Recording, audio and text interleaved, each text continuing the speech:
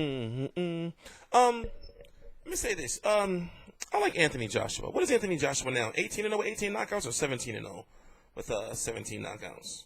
I forgot. I've covered his I've covered out of those fights. I think I only didn't cover two of them. So I've followed this guy's whole heavyweight career. One issue I have with Anthony Joshua is I think that he's putting on too much muscle. He's 17 and 0 with 17 KOs. I think that, maybe he should, like stop with the weight training. Just my personal opinion. Just my personal opinion. He's a very good, boxer, Olympian, but upper body movement and head movement is it looks like it's becoming an issue. Or it can become an issue. Also, we still have yet to see how well he does after the seventh round. And we still have yet to see how he does against a boxer or a fighter that's even close to his level as far as boxing skills is concerned. So if you don't know, he's going to be fighting Eric Boy Molina, 25 and 3. He's been knocked out 3 times with 19 KOs on December the 10th, 2016. On it's going to be Sky Sports pay-per-view, right? They putting this shit on pay-per-view for you guys. Many wonder why is he fighting Eric Molina? Well, truth be told, it's not really his fault. Other fights fell apart. Also, fights that he could get, or many people wanted him to fight, those guys are not ranked because remember, he's the IBF champion. He's fighting and defending the most stringent boxing organization there is today. When you're an IBF champion, you don't fuck around. You have to fight your mandatories. You have to fight when they tell you to fight, or they will strip you.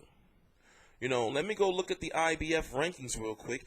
His mandatory was Joseph Parker, but now there's going to be another mandatory they have to put into place because Joseph Parker was the mandatory for the WBO as well. So Joseph Parker decided to go for the WBO spot, against Andy Ruiz.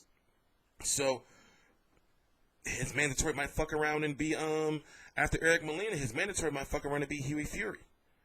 But Huey Fury is heavily rumored to be fighting Deontay Wilder in March. So the heavyweight division is really alive and well, but there's so many people in the mix for all these different titles.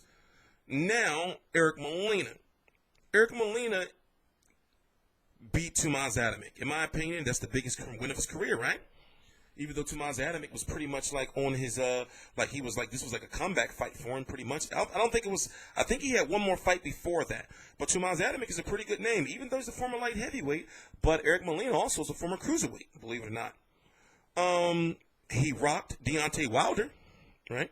He gave Deontay Wilder a pretty good fight until Deontay Wilder stopped him. He rocked Chris Arreola, depending on how you rank Chris Arreola. And his first loss was his first fight of his career. So if you look at the losses, he lost to Chris Arreola, and to Deontay Wilder in fights where he put some crackings on them. So can he crack Anthony Joshua? We've seen Anthony Joshua cracked by Dylan White. I'm just I'm wondering. Anthony Joshua, if he wins this, it's pretty much already set in stone that he's going to be fighting Vladimir Klitschko in March for the WBA Super World, which is a weird situation, long story. And the IBF title. I don't understand how can these fighters fight for a vacant title when already one of them is a champion. But the thing is, the WBO, it's the WBA, so the WBA be doing weird ass fucked up shit anyway. And the only way this fight was going to happen, or the only way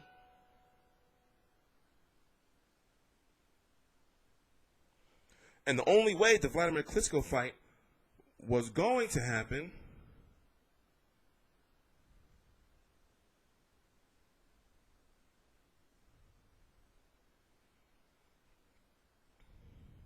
the only way the Klitschko and Joshua fight was going to happen was if multiple belts was on the line or Klitschko didn't want it. So basically now Klitschko is supposed to be injured, but motherfucker's not injured if you ask me. Motherfucker's not injured if you ask me. He's not injured if you ask me. That's my personal opinion. I'm not saying, but he's old anyway. He's got those old bones, those old brittle bones. I feel that people are underestimating Vladimir Klitschko's boxing ability. Now, when it came to Tyson Fury, we know what happened with that situation. You know, Tyson Fury is taking care of some health issues. You know, he's been cleaning himself up from cocaine. I would love to see Anthony Joshua versus Tyson Fury. Eddie Hearn had alluded to that fight. They was working on making that fight. So I really feel that that Anthony Joshua can get knocked out by Vladimir Klitschko, because you have two big fighters right there who are not very mobile, that are going to be right there in front of each other. So it's all about ring IQ, and if Anthony Joshua can take Vladimir Klitschko's punches. It is heavily rumored, heavily rumored that Anthony Joshua was knocked out bad in sparring by a young cruiserweight named, I forgot his name. A young up-and-coming cruiserweight, I forgot his name. O'Kali, I believe. And this is not the first time we heard of him having some issues. Remember, he has confirmed that David Price put some hands on him.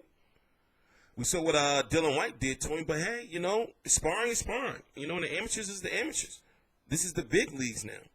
But what this tells me is that he can be chinny. You know, as they say over in the UK, he can be chinny.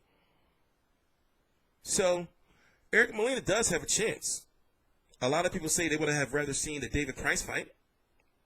You know, but it's like, you know, I like David Price, but we've seen, you know, that David Price has chin issues himself.